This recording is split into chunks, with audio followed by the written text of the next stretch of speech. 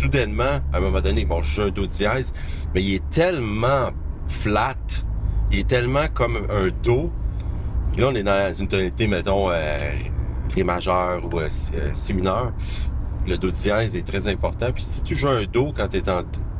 Si tu joues un do bécard sur un accord de ré majeur 7, disons que ça se pourrait qu'il y en a qui te regardent. Puis faut savoir que l'événement que je faisais, c'était extrêmement intime. Il y avait à peu près 25 personnes.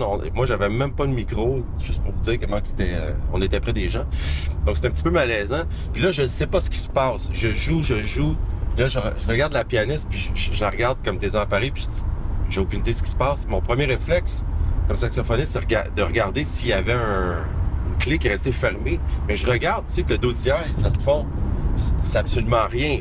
On n'a pas à rien touché, puis ça donne la note do dièse. Alors, je suis comme impuissant, je sais pas qu'est-ce qui se passe, parce que toutes mes clés sont ouvertes normalement. J'appuie sur rien, il n'y a rien qui est collé.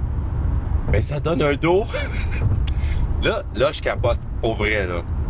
Et puis, j'ai aucune idée de ce qui se passe. Je suis complètement impuissant. Je change d'anche. Peut-être que c'est une anche, même si je n'ai jamais vu ça. Je change de bec. Tout d'un coup, que mon bec a quelque chose qui s'est brisé à l'intérieur. Même chose. Donc, c'est vraiment le saxophone. Mais là, à un moment donné, je commence à me poser la question. C'est moi.